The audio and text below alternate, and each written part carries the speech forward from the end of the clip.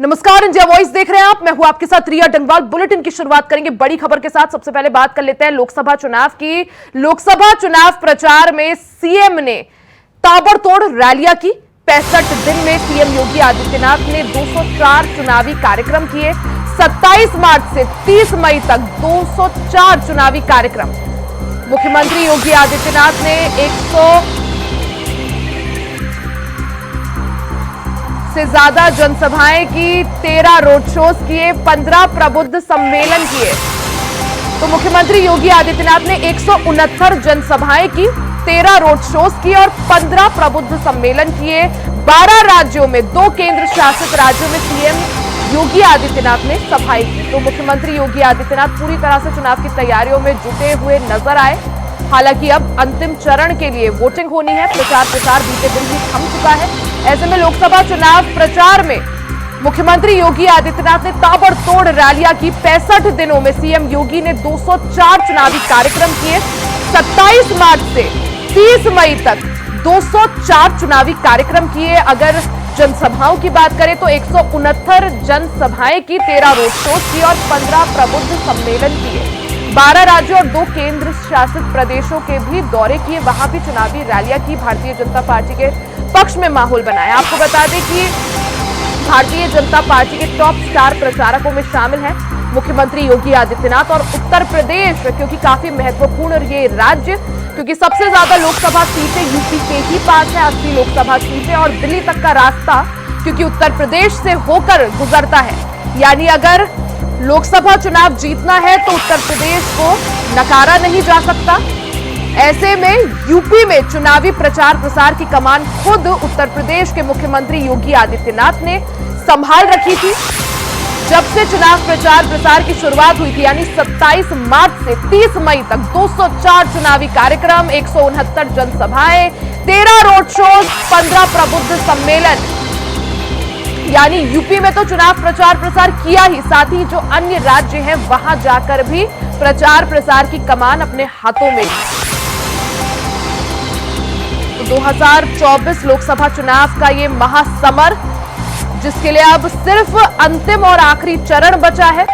1 जून को यानी कल अंतिम चरण यानी 7वें चरण के लिए मतदान होना है और 4 जून को नतीजे।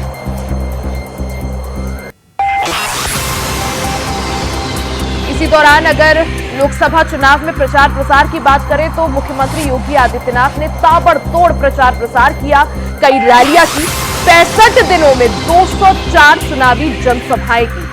जिस दिन से प्रचार प्रसार की शुरुआत हुई थी, यानी 27 मार्च से 30 मई तक की अगर बात करें, 204 चुनावी जनसभाएं अकेले मुख्यमंत्री योगी आदित्यनाथ ने की है। सीएम योगी ने 169 जनसभाएं की है, 13 रोड शोज किए हैं, 15 प्रबुद्ध सम्मेलन किए हैं और यूपी में तो चुनाव प्रचार प्रसार किया ही, साथ ही क्योंकि भारतीय जनता पार्टी के टॉप स्टार प्रचारकों में शुमार है मुख्यमंत्री योगी आदित्यनाथ का नाम, तो यूपी में प्रचार प्रसार की कमान संभालने के साथ ही जो अन्य राज्य है वहां भी पहुंचे मुख्यमंत्री योगी आदित्यनाथ। मोहम्मद आसिफ हमारे साथ जुड़ चुके हैं। मोहम्मद आसिफ, जिस तरह से मुख्यमंत्री योगी आदित्यनाथ की बात करें, क्योंकि भारतीय जनता पार्टी के टॉप स्टार प्रचारक हैं, जिस तरह से उनकी लोकप्रियता बढ़ी है 2017 के बाद से विशेषकर, ऐसे में यूपी में तो प्रचार प्रसार की कमान सीएम योगी आदित्यनाथ ने संभाली ही, साथ में अन्य राज्यों में भी गए। और अगर जब से ये लोकसभा चुनाव के लिए प्रचार प्रसार की शुरुआत हुई है तब से बात करें तो 204 चुनावी जनसभाएं कर चुके हैं, 204 कार्यक्रम कर चुके हैं। जी बिल्कुल रिया, जिस तरह से यूपी सीएम योगी आदित्यनाथ की लगातार लोकप्रियता भी बढ़ी है, चाहे वह जनता की नजरों में हो या फिर सोशल मीडिया पर, जिस तरह से सोशल मीडिया पर उनके फॉलोअर लगातार बढ़ते जा रहे हैं। और साथ ही साथ अगर बात करें उनके चुनावी प्रचार की, तो चुनावी प्रचार वह लगातार संभाल रहे हैं। अगर यूपी की बात करें तो यूपी में भी सैकड़ों रैलियां और प्रबुद्ध सम्मेलन कर चुके हैं। इसके अलावा उनकी डिमांड पश्चिम बंगाल, राजस्थान और एमपी समेत कई राज्यों में देखने को मिली है। और कहा भी जा रहा है कि जिस तरह से लोकप्रियता के मामले में यूपी सीएम योगी आदित्यनाथ सबसे अग्रणी है। अगर नेताओं की बात करें यूपी के नेताओं की, तो इसमें अतिशयोक्ति नहीं होगी। और इस लोकप्रियता के पीछे बढ़ने की जो वजह है, उनके जो कार्य है वह काफी सराहनीय है। चाहे कानून व्यवस्था को लेकर, अपराधियों पर शिकंजा कसना या फिर विकास कार्यों को लेकर खाका तैयार करना, और साथ ही साथ जो वायदे किए थे यूपी सीएम योगी आदित्यनाथ ने चुनाव में, वह पूरा कर दिखाया। उन्होंने साफ तौर पर कहा था कि माफियाओं को मिट्टी में मिला देंगे। और जो यह कानून व्यवस्था दुरुस्त हुई है, इससे कहीं न कहीं जो आम लोग हैं अपने आप को सुरक्षित महसूस कर रहे हैं। और यही वजह है कि इस यूपी का मैसेज अब कई राज्यों में पहुंच चुका है, और लोग बाग जो नेता, बड़े नेता है, वह बाबा बुलडोजर की मांग करते हैं और यह भी कहते हैं कि इनको बुलाया जाए। और यही वजह है कि चाहे केरल में चुनावी जनसभा हो, या फिर एमपी में, या राजस्थान में, या फिर बिहार में, तो लगातार इनकी चुनावी रैली, जो सैकड़ों ताबड़तोड़ रैली हुई और धुआंधार भाषण है, उनको सुनने के लिए लोग आते भी हैं और इसका सीधा प्रभाव भी पड़ता है। जी रिया, बिल्कुल मोहम्मद आसिफ, यही चीज हमने देखी कि यूपी में तो चुनाव प्रचार प्रसार की कमान संभाली ही, साथ ही जो अन्य राज्य है वहां भी गए। और जिस तरह से आपने भी कहा कि चाहे लॉ एंड ऑर्डर की जो स्थिति हो, यूपी का जो लॉ एंड ऑर्डर का मॉडल है वो अन्य राज्यों में लेकर गए। साथ ही जिस तरह से बुलडोजर के लिए जाना जाता है, बुलडोजर बाबा के नाम से, और हिंदुत्व का एक बहुत बड़ा चेहरा, और जहां भी जाते हैं हमने देखा भी कि राम मंदिर का मुद्दा जरूर उठाया है मुख्यमंत्री योगी आदित्यनाथ ने।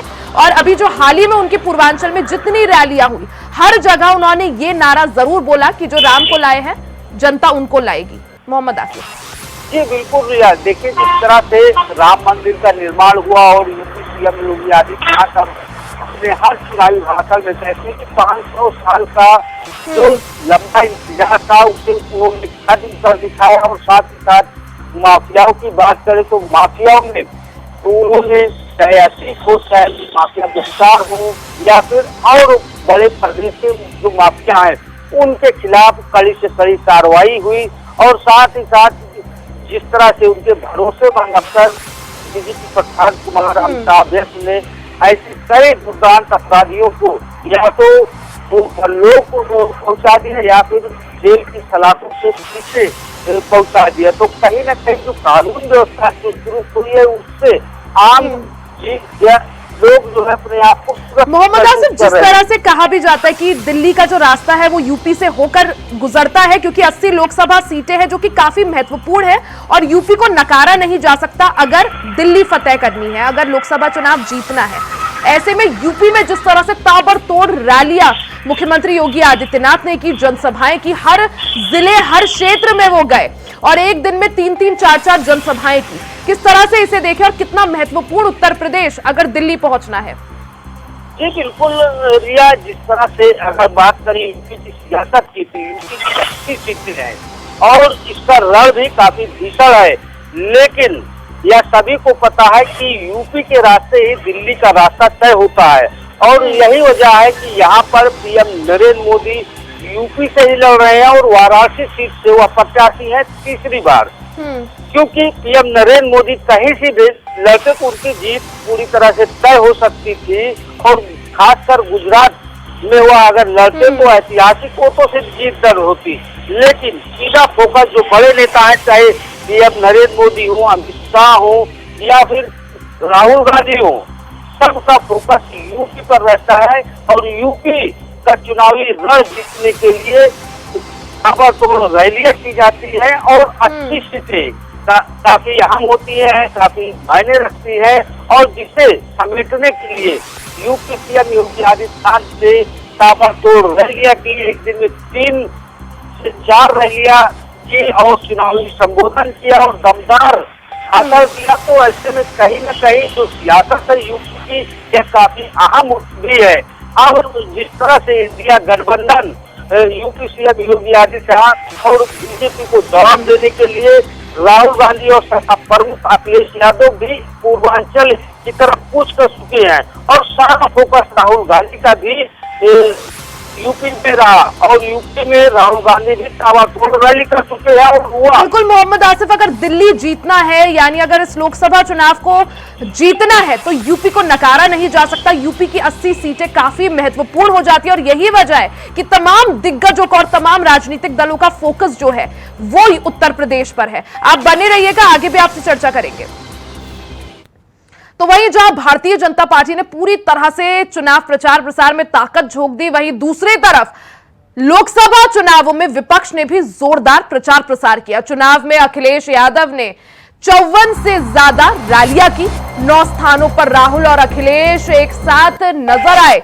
60 अलग अलग इलाकों में सपा अध्यक्ष अखिलेश यादव पहुंचे। अखिलेश यादव ने कार्यकर्ता सम्मेलनों को भी संबोधित किया। पीलीभीत में प्रचार की शुरुआत कर मऊ में की आखिरी सभा तो मैनपुरी, कन्नौज, आजमगढ़ में एक से ज्यादा बार अखिलेश यादव गए। कन्नौज, अमेठी, रायबरेली, इलाहाबाद, फूलपुर में अखिलेश यादव और राहुल गांधी ने साझा रैलियां की। वहीं गोरखपुर, देवरिया, बांसगांव और वाराणसी में भी साझा रैलियां यहां पर अखिलेश और राहुल गांधी ने की। आपको बता दें कि उत्तर प्रदेश में जहां भारतीय जनता पार्टी ने पूरा एड़ी चोटी का जोर लगाया तो वहीं दूसरी तरफ विपक्ष भी कुछ कम नजर नहीं आया। हालांकि देर से थोड़ा सक्रियता आई विपक्ष के अंदर, लेकिन जैसे जैसे चुनाव आगे बढ़ता गया तो विपक्ष ने भी काफी जोरदार प्रचार प्रसार किया। चुनाव में अखिलेश यादव की बात करें, 54 से ज्यादा रैलियां अखिलेश यादव ने की। 9 स्थानों पर यानी 9 कार्यक्रमों में राहुल गांधी और अखिलेश यादव एक साथ नजर आए। 60 अलग अलग इलाकों में सपा अध्यक्ष अखिलेश यादव पहुंचे। अखिलेश यादव ने कार्यकर्ता सम्मेलनों को भी संबोधित किया। अपने प्रचार प्रसार की शुरुआत अखिलेश यादव ने पीलीभीत से की। वहीं आखिरी जनसभा उन्होंने मऊ में की। मैनपुरी, कन्नौज, आजमगढ़ में एक से ज्यादा बार जनसभाएं की, क्योंकि मैनपुरी, कन्नौज और आजमगढ़ ये 3 समाजवादी पार्टी के गढ़ कहे जाते हैं। ऐसे में मैनपुरी, कन्नौज और आजमगढ़ पर विशेष फोकस रहा। अखिलेश यादव ने कन्नौज, अमेठी, रायबरेली, इलाहाबाद, फूलपुर, गोरखपुर, देवरिया, बांसगांव और वाराणसी में अखिलेश यादव और राहुल गांधी एक साथ नजर आए। मोहम्मद आसिफ लगातार हमारे साथ बने हुए। मोहम्मद आसिफ, जिस तरह से भारतीय जनता पार्टी ने इन चुनावों में एड़ी चोटी का जोर लगा दिया, चाहे बीजेपी के तमाम स्टार प्रचारक हो या खुद मुख्यमंत्री योगी आदित्यनाथ, जिन्होंने 200 से ज्यादा कार्यक्रम उत्तर प्रदेश में किए और जो अन्य राज्य हैं वहां किए। वहीं अगर विपक्ष की बात करूं तो विपक्ष ने भी जोरदार प्रचार प्रसार जरूर किया, लेकिन जब हम ये आंकड़ा देखते हैं, अखिलेश यादव ने 44 से ज्यादा रैलियां की है। किस तरह से देखें इसे? एक तरफ मुख्यमंत्री योगी आदित्यनाथ के 163 से ज्यादा रैलियां, दूसरी तरफ अखिलेश यादव की 54 से ज्यादा रैलियां। जी बिल्कुल, यह जिस तरह से यूपी की सियासत में 80 सीटें काफी अहम रखती है और यूपी के रास्ते दिल्ली का रास्ता तय होता है। और यही अगर यूपी में बात करें तो यूपी में राहुल गांधी, पीएम नरेंद्र मोदी जैसे दिग्गज चुनावी ताल ठोक रहे हैं। यहाँ तक कि यूपी सीएम योगी आदित्यनाथ के गढ़ यानी कि गोरखपुर से रवि किशन जो फिल्म स्टार है वह भी चुनावी ताल ठोक रहे हैं। तो जिस तरह से यूपी सीएम योगी आदित्यनाथ ने सैकड़ों और ताबड़तोड़ रैलियां की, रोड शो किया, उसका जवाब देने के लिए सपा प्रमुख अखिलेश यादव और राहुल गांधी की जोड़ी ने भी ताबड़तोड़ रैलियां किया और एनडीए पर प्रहार भी किया। अगर बात करें राहुल और अखिलेश की रैलियों की तो 9 रैलियों में हिस्सा बने राहुल और अखिलेश, और इसके साथ साथ 54 से ज्यादा जनसभाएं सपा प्रमुख अखिलेश यादव कर चुके हैं। क्योंकि अगर यूपी की सियासत की बात करें तो यहाँ पर सीधे तौर पर सपा कांग्रेस यानी कि इंडिया गठबंधन और बीजेपी के बीच इनका टक्कर भी है। और इस चुनावी जनसभा कर जिस तरह से सपा प्रमुख अखिलेश यादव ने यूपी की 80 सीटों पर विजय पताका फहराने के लिए जिस तरह से बयान दिया, उस पर कब्जा करने के लिए सपा प्रमुख अखिलेश यादव ने पूरी ताकत यूपी में झोंक दी। हालांकि पहले चरण से शुरुआत की बात करें तो समाजवादी पार्टी में काफी कंफ्यूजन भी देखने को मिला। कभी कई प्रत्याशियों के चयन और टिकट को लेकर कई सारे प्रत्याशी जो है बदले समाजवादी पार्टी ने, और फिर उसके बाद थोड़ा सुस्ती भी दिखी शुरुआती प्रचार प्रसार में, लेकिन जैसे जैसे चुनाव आगे बढ़ा, बाकी अन्य चरणों की तरफ हम गए तो धीरे धीरे सक्रियता बढ़ती गई।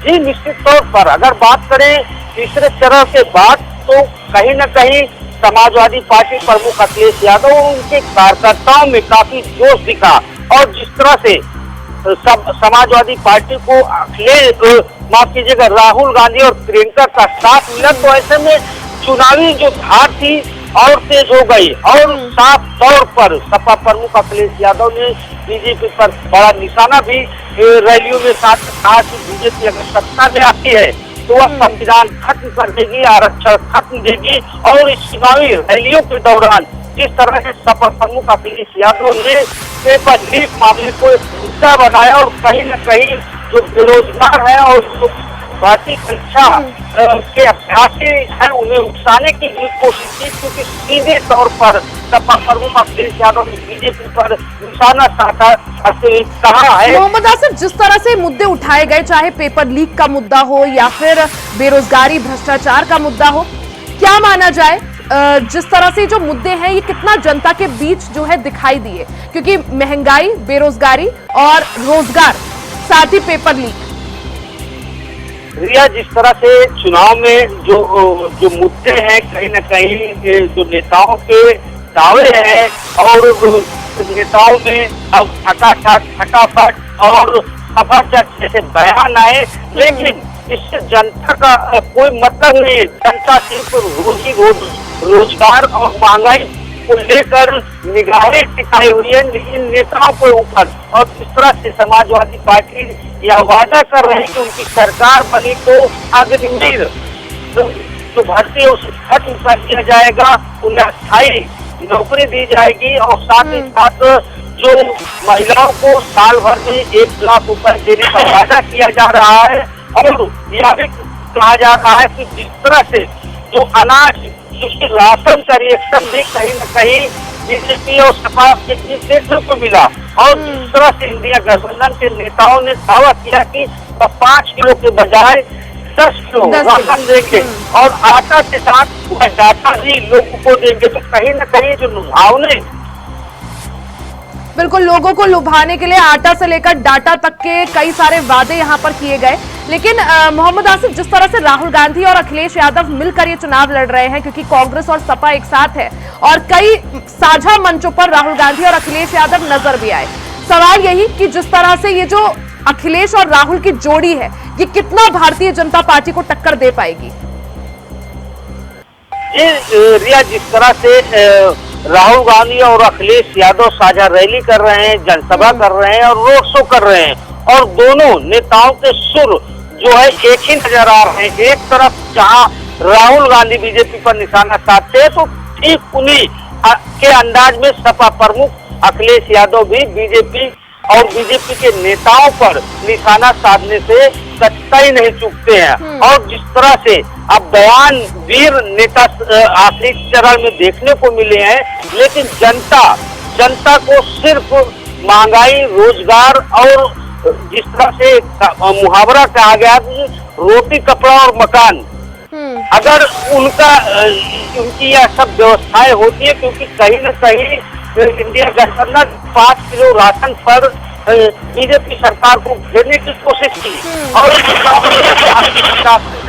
नहीं होने वाला है, लेकिन कहीं न कहीं बीजेपी की शैली पर अब इंडिया गठबंधन के नेता भी आते हैं और उन्होंने 5 किलो के बजाय 10 किलो राशन देने की बात कही है। और इतना ही नहीं, कई लुभावने ऑफर भी इंडिया गठबंधन के नेताओं ने दिए हैं, लेकिन जिस तरह से विवादी संघ बीजेपी नेताओं और इंडिया गठबंधन के नेताओं के बीच चल पड़ी है, ऐसे में जो जनता है वह चुप्पी साधे हुई है, हर पहलू पर नजर गड़े हुई है। तो यह साफ तौर पर कहा जा सकता है कि इस बार मतदाता जो है चुप्पी साधते हुए अपना फैसला सुनाएगा, और 4 जून को जो रिजल्ट आएगा। बिल्कुल मोहम्मद आसिफ, अब की बार मतदाताओं में उदासीनता काफी ज्यादा देखने को मिली, मतदाताओं में सुस्ती देखने को मिली, लेकिन अब जिस तरह से लोकसभा चुनाव 2024 का ये महासंग्राम जो है ये अपनी समाप्ति की ओर बढ़ रहा है, क्योंकि कल आखिरी चरण के लिए मतदान हो जाएगा। उसके बाद 4 जून को नतीजे ये वक्त ही बताएगा कि आखिर यूपी की जनता किसको कितनी सीटें दिलाती है और आखिर दिल्ली की राजगद्दी पर कौन राज करता है। बहुत बहुत शुक्रिया जानकारी के लिए। तो वहीं अब बात रायबरेली की कर लेते हैं। रायबरेली से बड़ी खबर आपको बता दें, दबंगों ने महिला पर कहर बरपाया। लोहे की रॉड से जानलेवा हमला यहां पर दबंगों ने महिला पर किया। आधा दर्जन दबंगों ने महिला पर धावा बोल दिया, महिला को पीट पीट कर अधमरा कर दिया। वहीं महिला की गंभीर हालत को देखते हुए महिला को सीएचसी में भर्ती कराया गया। ऊंचाहार कोतवाली क्षेत्र के अकोड़िया गांव का ये पूरा मामला बताया जा रहा है। तो बड़ी खबर आपको बता दें, रायबरेली से खबर है जहां दबंगों के हौसले बुलंद होते जा रहे हैं। महिला पर आधा दर्जन से ज्यादा दबंगों ने धावा बोल दिया, महिला को पीट पीट कर अधमरा कर दिया। गंभीर हालत में महिला को सामुदायिक स्वास्थ्य केंद्र में भर्ती कराया गया।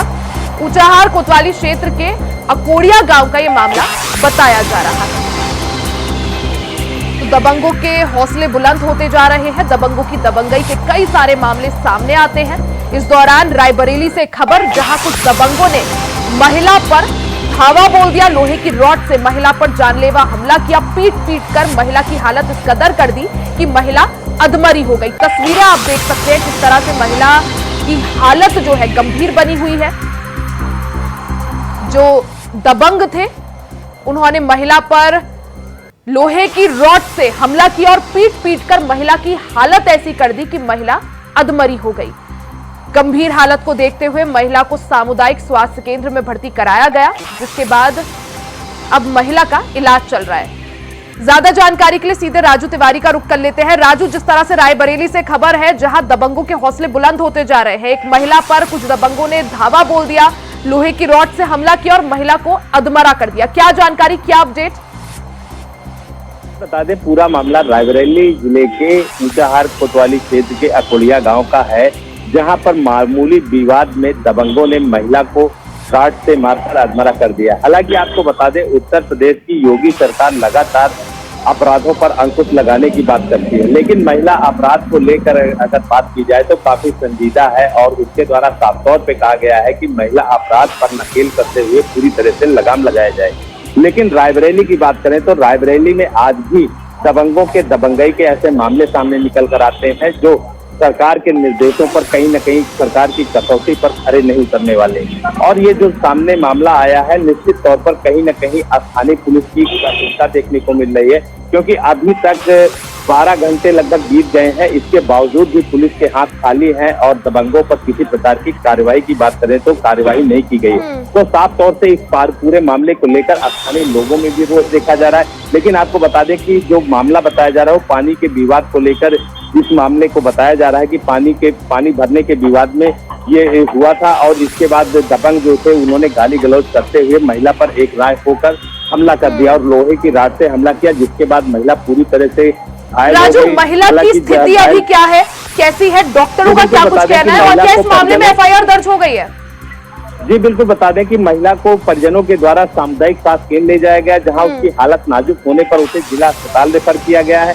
स्थानीय पुलिस का साफ तौर पे कहना है कि तहरीर मिलने के बाद जो है एफआईआर पंजीकृत की जाएगी।